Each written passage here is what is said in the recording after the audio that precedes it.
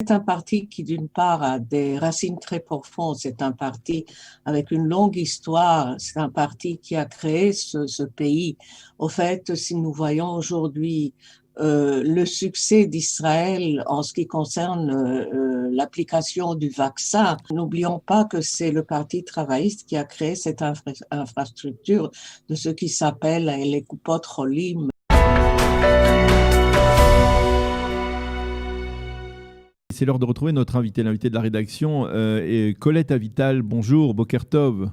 Bonjour, Je bonjour à tout rappelle que le monde. vous êtes une ancienne diplomate, ancienne consul générale d'Israël à New York et également une ancienne femme politique, puisque vous avez été pendant de longues années députée du Parti travailliste. Et je voudrais que l'on parle ensemble justement de ce parti dont la situation est plutôt préoccupante, on va dire. Beaucoup de gens se précipitent, enfin peut-être une partie de l'échiquier politique se précipite au chevet du Parti travailliste et on a du mal à envisager un nouveau leadership. Mais c'est pourtant ce qui est en train peut-être de se préciser. Au cours des 24 dernières heures, il a été apparemment décidé de mener des élections primaires pour la présidence du Parti travailliste, un parti qui n'a plus de président depuis le départ d'Amir Peretz, qui est considéré, on va dire, comme l'un des responsables de la situation actuelle du Parti travailliste, mais un Parti travailliste qui ne parvient pas à passer le seuil d'éligibilité dans aucun des sondages.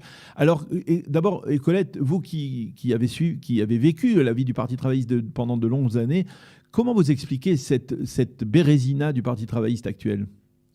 Il y a beaucoup de facteurs qui jouent en ce sens, c'est-à-dire c'est un parti qui d'une part a des racines très profondes, c'est un parti avec une longue histoire, c'est un parti qui a créé ce pays. Au fait, si nous voyons aujourd'hui le succès d'Israël en ce qui concerne l'application du vaccin, Oui. contre le Covid, n'oublions pas que c'est le Parti travailliste qui a créé cette infrastructure de ce qui s'appelle les Coupot Cholim, les cliniques partout dans le pays. Et donc, ce que nous voyons en ce moment est assez tragique. Je crois qu'il y a des facteurs intérieurs et des facteurs relativement objectifs qui jouent dans tout cela. D'abord, des facteurs intérieurs, c'est un parti qui, à force d'avoir voulu être très démocratique, a écrit dans sa constitution que s'il ne réussit pas, s'il ne sera pas victorieux des élections, il doit changer de président au bout de 14 mois. Ce qui fait que il est très difficile maintenant même de faire le calcul de combien de présidents ce parti a eu. Ensuite, il y a le fait que à chaque tournant, à chaque fois qu'il y a eu des élections ou qu'il y a eu un gouvernement qui s'est formé, il y a eu une décision d'une grande partie du parti politique du Labour,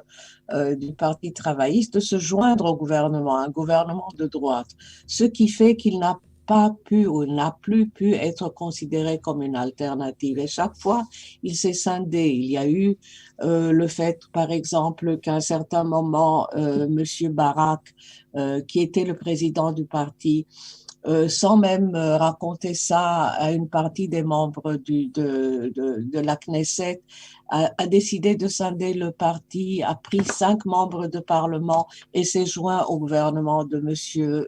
Netanyahou. Donc, cela sont des facteurs intérieurs qui vraiment ont affaibli et qui ont érodé ce pays, qui ont commencé à le démonter. À part cela, je crois qu'il y a aussi des facteurs extérieurs. D'une part, le fait qu'une grande partie de la population israélienne graduellement s'est tournée vers la droite. Il y a eu peut-être le fait du terrorisme arabe, du fait que beaucoup de gens n'ont plus cru au processus de paix. Et le Parti travailliste a été celui qui était vraiment à la tête, si vous voulez, de ce processus de paix. Donc, je crois qu'il y a là plusieurs facteurs, mais ce n'est pas seulement le Parti travailliste et j'espère qu'il va quand même continuer à vivre d'une manière ou d'une autre, à se recréer. Il faut aussi penser que ce que nous avons dit il y a 30 ans doit maintenant changer et que la gauche doit se réinventer. Il y a aussi toute la classe politique est en train vraiment de se démonter. Et il faut rajouter quand même encore une chose, c'est que le Premier ministre, M. Netanyahu, qui est un homme avec énormément de talent politique, a réussi à semer le désaccord dans pas mal de partis. Alors, ce que vous voyez en ce moment, c'est aussi le fait que la gauche est en train de se démonter, mais aussi la droite. La droite aussi est en train de subir beaucoup de secousses. Alors, effectivement, ce sont beaucoup de raisons qui peuvent expliquer cette situation du Parti travailliste. Mais est-ce que finalement, le Parti travailliste n'avait pas cette spécificité d'être un parti idéologique qui reposait sur un véritable socle idéologique, comme le Likoud, on va dire, et certainement pas comme des partis d'atmosphère, comme on dit ici? Tout à fait. Tout à fait, vous avez parfaitement raison. C'était un parti qui avait, si je peux dire, une colonne vertébrale, c'est-à-dire il savait exactement quelle est son idéologie, quel est son programme politique, et au bout des années, pour faire un clin d'œil à la droite, pour essayer de recevoir encore des votes de la droite, sa stratégie a été de mettre, si vous voulez, de l'eau dans son vin. Et avec cela, de perdre sa spécificité. C'était peut-être Et son constat d'échec lui-même de cette approche qu'il a développée, en particulier autour des accords d'Oslo? je ne crois pas que ce sont les accords d'Oslo. Les accords d'Oslo, au contraire, au début, ont éveillé énormément d'enthousiasme dans le public. Mais je crois que c'est à partir du moment de la deuxième intifada, où les gens se sont rendus compte que la sécurité d'Israël était en jeu. Et aussi, écoutez, il faut quand même pas oublier une chose, c'est au cours des années, certainement au cours des 10 dernières années, le Premier ministre a tout fait pour enlever la légitimité de la gauche en général.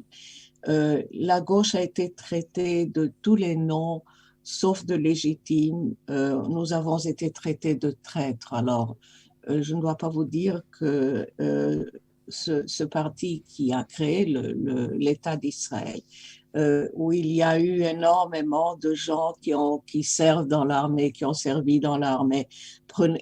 Est-ce que vous pouvez considérer Rabin, le Premier ministre d'Israël ou d'autres hauts personnages comme des traîtres, et ceci a découragé les gens, mais a réussi aussi à attacher, à vilifier, à salir l'image de la gauche en général et du Parti travailliste en particulier.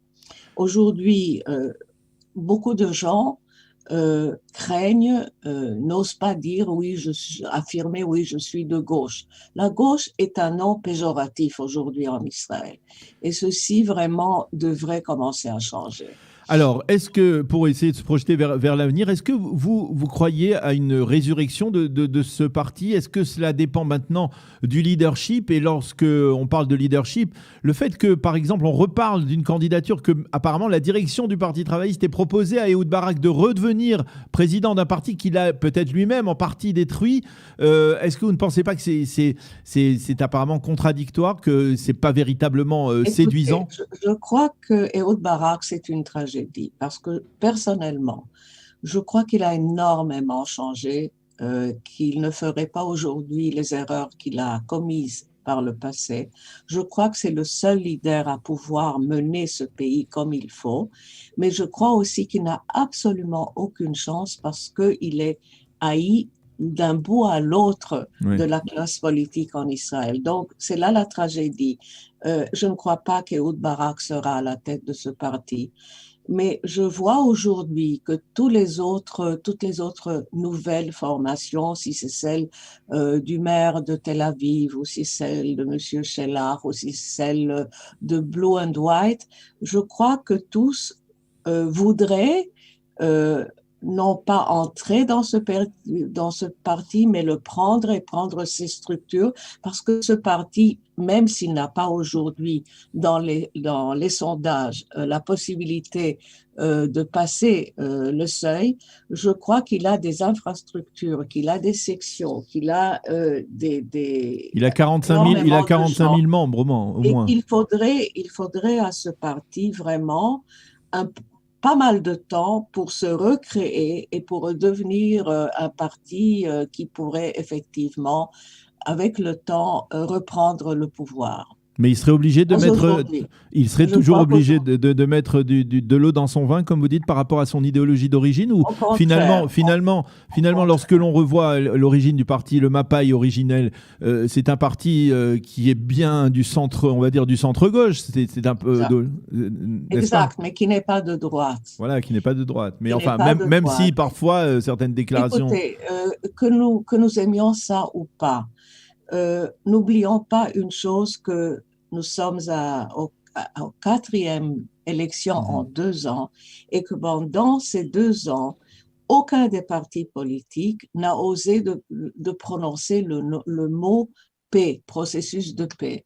Aucun des partis politiques, y compris celui du parti qui a mené, si vous voulez, qui était à la tête du processus de paix, le Parti travailliste, n'a prononcé le nom palestinien. Alors, on s'efforce d'ignorer cela parce que ce n'est pas à la mode. Mais les Palestiniens sont à nos portes, ils sont nos voisins.